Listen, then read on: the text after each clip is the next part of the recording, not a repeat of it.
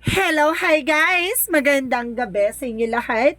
This is Shin from my Secret Channel, a faith healer o Zomata reader. So ngayong gabing patigan natin na nagsasabihin sa inyo ng ating mga gabay. This is monthly gabay for the month of January 2024 for the sign of Gemini. So Gemini, welcome to my channel. Ano kayang messages, advices ng spirit guides ang ating masasagap for today's video? Kanina ba kayang energy or kaganapan sa buhay ng mga Gemini ang ating mga hagilap? So guys, this reading is a general reading lamang, hindi lahat makaka-resonate.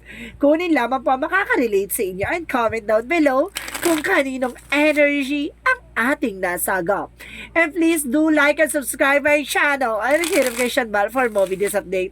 And of course guys, maraming salamat po sa mga walang sawang pagsuporta sa aking channel. Lalo na hindi nag-skip ng ads. Naway pagpalain kayo ng Diyos at may kapal. Siksik liglig nag-uuma po ang biyayang manubalik sa inyo. And of course, once again, this is Shin Rodriguez from my Secret Channel, a faith healer, also Zomata reader. Maraming salamat po. So, umpisahan na natin ang laban.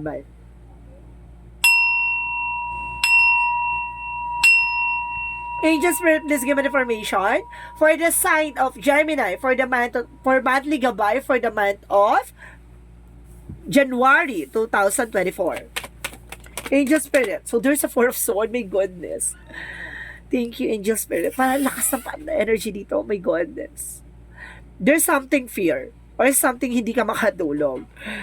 Oh my God. Parang bigla akong kinabahan dito sa reading nito. Parang ang lakas ng sense dito na parang mukhang hindi siya makatulog dito. No? Or else na parang nai-stress siya. Okay, let's see what is additional messages.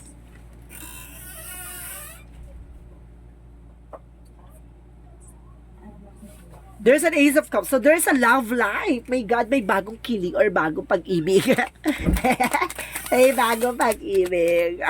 And because there is a Two of Pentacles, so there's a balance. Kaya kailangan maging balance. Balance, hindi ka sabi paikot-ikot.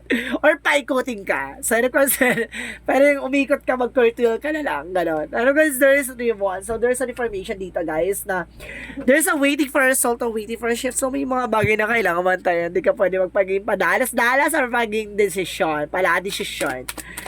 So, there's an information by the, oh wow, oh my goodness. There's a wheel. So, the wheel is a good luck, a swerte, a good fortune, and there's a destiny. So, ibig sabihin talaga dito na maaari, di ba maaari pinagtagpo na. Oh my God. Oh my God, mukhang pinagtagpo na, lakas ang energy. And because there is an Eight of Pentacles, mag-focus ka lang, no, sa love life at career mo. Ibig sabihin, kumaga, maging mahinahon ka, di ba? Ibig sabihin, pagdating sa pag-ibig, isa lang, wag ka nang kung saan-saan pa tumitingin. And because there's a Two of Wands, so there's an indecisions, or there's an information na parang, di ba, stress ka kasi parang, ang dami mong gustong gawin, ang dami mong gustong, kumbaga, matapos. So, ibig sabihin dito na kailangan mong pumili kung ano yung mga bagay-bagay, di ba? And the Knight of Swords, so ibig sabihin dito, there's an information na maaaring nagkakaroon ka na anxieties. Then, pagdating sa love life mo, masyado mo sigurong pinipressure sa sarili mo, bakit ganito, ganyan, nagdaan yung Pasko, walang pag-ibig, or something, hindi kami magkasama ng taong mahal ko, parang gano'n, nagiging emotional ka, ang harot-harot mo, charis lang. And because there's a Two of Pentacles, so there's an Eight of Cups, so there's an information dito na, kumbaga, there's a moving on, so may mga bagay na, kumbaga, surrender mo kay God, there's a balance, maging balance ka, huwag ka masyadong mag-emote, huwag ka masyadong, diba, huwag ka mag-isip ng nega, isipin mo maging balance ka. So, let's see what is the Three of Wands. So, there's a Knight of Wands. So, there's a waiting for a ship or waiting for a soul. Or something, there's a perseverance. May mga bagay na kailangan mantayan. May mga bagay na, diba, sa pagtsatsaga mo na yan, may nilaga ka sa huli dyan. Ganun. So, there's a waiting. And of course, there's a Three of Cups. There's an information, there's a happiness and celebration coming in. May dito may social events, no? My God. So, there's a King of Pentacles. So, there's an information dito, guys, na kumaga maging secure ka about sa finances. Mag-focus ka sa ginagawa mo, no? Kumaga, wag ka mag-isip na kung ano-ano. Mag-focus ka sa ginagawa, mag-invest ka, mag-savings ka, gano'n. Because there's a magician, there's a manifestation. May mga bagay na unti-unti ka na mamamanifest, di ba? Hinay-hinay lang yan. Hindi pwedeng gusto mo gawin lahat-lahat, hindi gano'n. Kumaga, unti-unti mong gawin, no? At matatapos mo rin niya unti-unti. Because there's a 10 of cups, there's a happiness. Huwag ka mag-alala, huwag mo masyado pinipressure yung sarili mo. Diba? Kumaga, kamahal-mahal ka naman. Ganun lang talaga pag nagmamahal tayo minsan, diba? Sinasaktan nila tayo sa the way na pagmamahal. Saktan ka na lang sa ibang paraan. Ganun. Because there's a 2 of Pentacles and the 8 of Cups. So, there's a 7 of Wands. So, there's a celebration. At sinasabi dito na mayroong kang protection, no? Kumaga, surrender mo kay God yan lahat ng mga kaganapan sa buhay mo. At kumaga, etong, kumaga, magiging balance ka. Kumaga, makakamit mo yung sinasabi ko celebration na to. Na, kumaga, mapoprotection na mo yung sarili mo. Diba? Laban sa negativity. And because there's a page, Queen of Pentacles, so there's a secure about sa finances. So itong tao na to napaka-independent, gano'n. Kumbaga, hindi siya yung umaasa or something, no? Kumbaga, kaya niyang mabuhay, kaya niyang kumbaga, itong Gemini na to parang ang lakas ng energy dito na, 'di ba? Kaya niya mabuhay kumbaga kaya niya mabuhay or kaya niya buhay mag-isa yung sarili niya, parang gano'n. So, there's an everything is fine. May mga bagay na talaga na kala mo pinagdamot ka ng destiny or something, di ba? Yung parang, ginawa ko naman yung best ko. Bakit gano'n? Nasasaktan pa rin ako. Or drama mo dyan. Eh, kung sinasabi dito, maaaring matatagpuan mo siya, kumalma ka lang, ha? Everything is fine. So, ibig sabihin dito, maaaring, kumbaga, sa dami mong pinagdaanan sa buhay pag-ibig, di ba? Parang lagi ka na lang nasasaktan. Baka yun talaga yun talaga siguro yung ano mo, yung role mo sa buhay, yung masasaktan ka. Pero sana naman yung the way na masaktan ka, yung may sakit at mayroong sarap na gano'ng eksena. Ganon. And because there's a higher part, there's a lesson learned. So, ibig sabihin dito, kumbaga matuto ka na sa mga pinagdaanan mo, matuto ka na sa finances. Kasi, kumbaga nagdaan dito na parang, di ba, nagkaroon ka financial loss at tendency, walang nakatulong sa'yo, ganto ganyan. Kaya kailangan mong, kumbaga, magtipid, mag-ingat sa pinaghirapan mo. So, let's see what is additional messages for the outcome. For the outcome, let's see what is additional messages. So, there's a 3 of Swords. So, there's a pain. So, something pain. No? And of course, there's a Sun card. Kumbaga, magkakaroon ka dito ng kaliwanagan dahil sa sakit na to. Parang, there's a pain is your power. Parang ganon. Kumbaga, parang itong pinagdaanan mo sakit. 'Di ba? Kirot or something na kumbaga, 'di ba, pinagtaksilan or something, or kumbaga niloko, tinraidor. The Sun card represent a positive outcome. So ibig sabihin dito, lahat ng bagay na yan ay mayroon pala kaakibat na magandang kahihinatnan or magandang resulta. So let's see what is additional messages. So, there is a Page of Swords. So, get my information. And of course, the King of Wands. Control. So, ibig sabihin dito, kailangan marunong ka manindigan sa mga decision mo sa buhay, no? Alamin mo na yung mga bagay-bagay. And of course, titignan mo yung magiging cause and effect sa situation mo. Nasa ganun, walang regret sa dulo. So, let's see what is additional messages for career. Sa career, there's the Queen of Cups. So, magkakaroon ka na ng healing pagdating sa career mo. And the Queen of Swords. Na makikita mo na yung bigger feature of yourself. Parang, kumbaga makikita mo na yung sarili mo sa dating ikaw. Na parang layo-layo mo na sa dati mo pinagdaanan sa buhay. Di ba?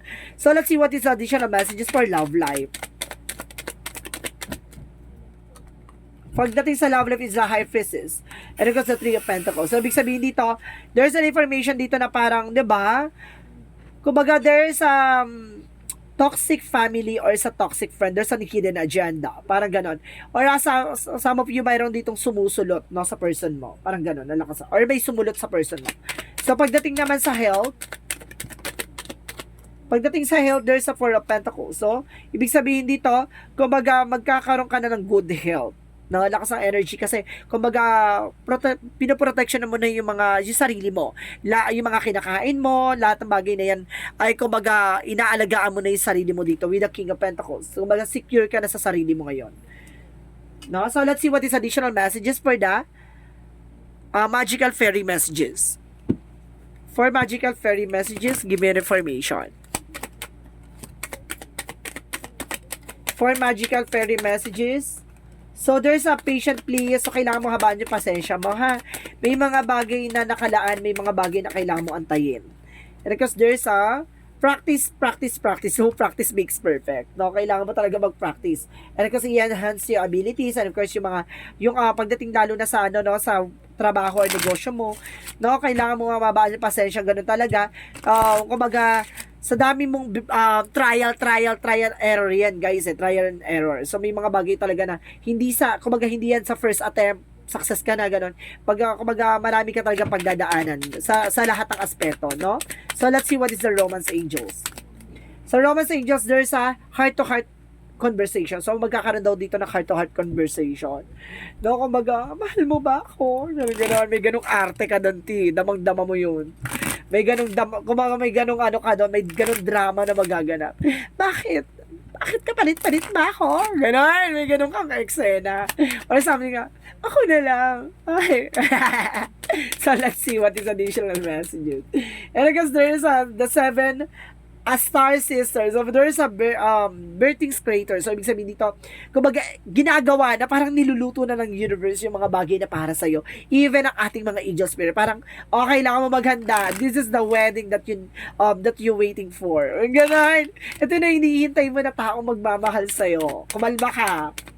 Ito na yung magpapatunay na, di ba? Ang kahulugan ng pag-ibig. Oh, di ba? Ang tamis ng pag-ibig. And of course, there's a success. Kumbaga magsasuccess ka at the end of the time. And of course, there's a change. May mga bagay na kailangan mong baguhin. Di ba? May mga bagay na mababago. Ay, may pagbabago. So, let's see what is additional messages for angel spirit guides. And there is a goddess inside. There's a support by guidance, sorry. There's a support by guidance. So, ibig sabihin dito, sinusuportahan ka ng ating angel spirit. So, ibig sabihin dito, nasasaktan ka kasi sinusuportahan ka. Char.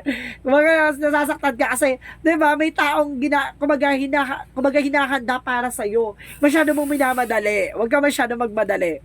And of course, there is a violet by spirituality. Malakas ang kapit mo sa ating gabay, ha? Kumbaga, bakit? Kumbaga, napapaisip ka, bakit kung talaga bang malakas ang kung bakit ganito, lagi ako nasasaktan, bakit ba ganito, lagi ako naluloko, ganun talaga, Huwag kang may trial error ka, di ba? Kumbaga, niluluto pa ng universe, masyado kasi nagmamadali. Ganun yun. Kumbaga, nakilala mo lang, na-inlove ka lang sa itsura, or na-inlove ka lang sa mga ganung galawan, di ba? Humarot ka naman kagad ng bongga. So, ibig sabihin dito, dapat kinilala mo muna ng di ba? Or some of you, mayroon ditong long term na, di ba, may matagal ng relasyon. Tapos, bakit gano'n naghiwalay? Kasi nga, di ba, hindi sila para sa isa't isa. Di ba? Kumbaga sa nagkatikiman lang. Ay, hindi gano'n. Kumbaga, gano'n talaga, di ba? Kumbaga, may mga bagay na hindi pala siya, di ba, ang nakatandhana at nakalaan para sa'yo hanggang sa huli. And of course, there's an information by the energy, there's a victory, no? Kumbaga, mayroon ditong ipapanalo ka at ilalaban ka. Huwag ka mag-alala, ha? Laban na laban. Ipaglalaban at, di ba? Laban na laban talaga. And of course, there is a freedom. So, ibig sabihin dito, makakalaya ka na sa toxicity, toxic family, toxic relationship, lahat ng toxic, no? It's either detoxification or something toxin mo sa katawan, maaaring lahat yan palalayain. And of course, there is a healer. So, kailangan mo ng albularyo din dito, maaaring kaya siguro lagi ka nasasaktan kasi, di ba, merong gumawa sa'yo ng na, lagi ka masaktan, lagi ka di ba, yung mga tao magugustuhan mo, iiwan ka, baka may ganong eksena, ha? Baka kailangan mo ng healer dito. Or may mga nararamdaman ka. So, let's see what is Archangel Raphael. So, there's a forgiveness heal. So, ibig sabihin dito, isa pa to sa nagsisilbing blockages. No, kailangan mo magpatawad. Hindi sa lahat ng oras, di ba? Kumbaga, yung sakit at yung mga gawa nilang masama sa'yo, no? Kumbaga, kikimkimin mo, wag. Surrender mo. Kasi baka yun magsilbing blockages. And you are good enough. Parang iniisip mo na, bakit ganito? Bakit hindi ba ako maganda? Hindi ba ako fresh? Hindi ba ako gwapo? Hindi ba ako, di ba? Di ba ako masarap? Ganun. Kumbaga sinasabi dito na, di ba? You are good enough. Sapat ka na ba? Sapat ka na. Hindi siguro sapat ka sa kanila. Siguro magiging sapat ka sa taong mo. Di ba? Darating para sa'yo. Darating sa buhay mo na. Di ba sinasabi ko nga, ipaglalaban ka. Yung laban na laban. And because there's a bring love in this situation, no? Mahalin mo lang kung ano yung nasa sitwasyon. Di ba? Huwag mong hanapin yung mga bagay na wala. Ganun talaga. So, let's see what is Archangel Michael. detach from the situation, kailangan mo nang kumawala sa sitwasyon.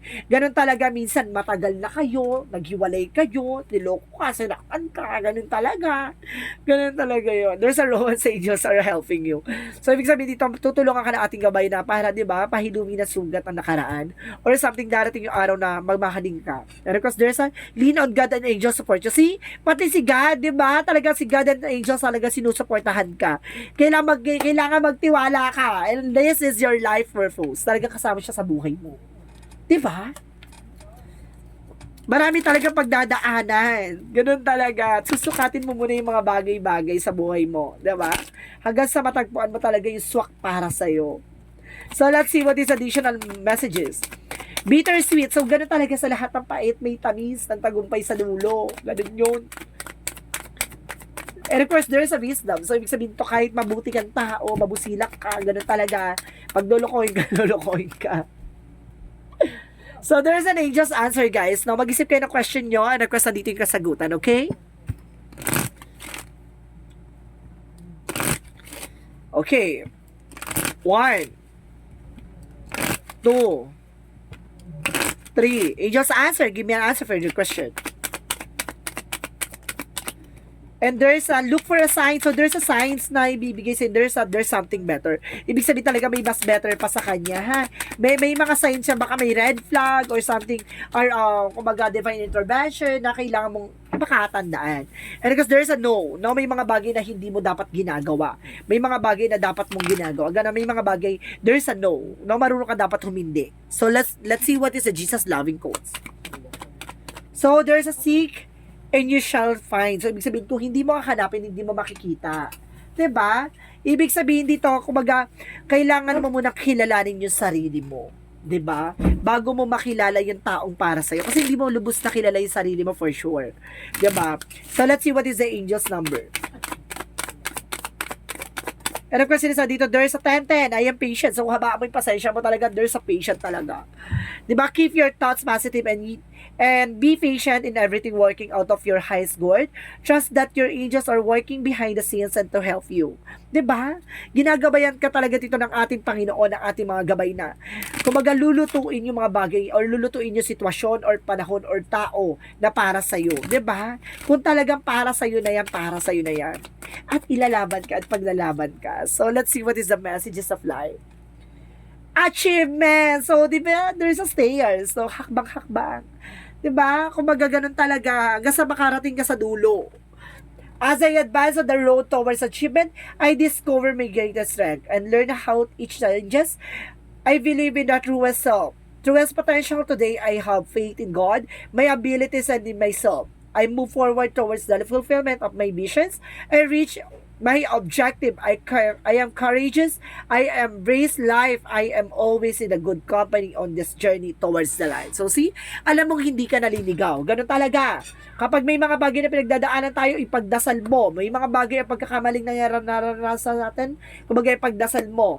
Minsan nagigipit tayo sa sitwasyon, naiipit tayo sa sitwasyon, ipagdasal natin. Ganun talaga. So ibig sabihin dito, kailangan lang natin ilapit yung sarili natin sa ating Panginoon kasi yung Panginoon mismo ang magbibigay sa iyo ng magandang kapalaran at magandang sitwasyon. So guys, this is a monthly gabay for the month of January 2024 for the sign of Gemini. So Gemini, maraming salamat for your wonderful reading.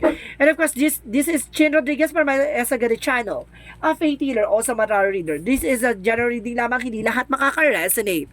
Kunin lamang pa makaka-relate sa inyo and comment down below kung kaninong energy ang ating nasagap. And do please like and subscribe my channel and hit notification bell for more videos update. And of course, maraming salamat po sa mga walang sawang pagsuporta sa aking channel. Lalong-lalo na hindi nag-skip ng ads, naway pagpalain po kayo ng Diyos at may kapal, siksik diglig na gumapo ang biyay manubalik sa inyo. Of course, once again, belated Merry Christmas and across advance and a Happy New Year to all of you guys saan man sulok na mundo. Maraming salamat po sa inyo. See you in the next video. Bye-bye and babush!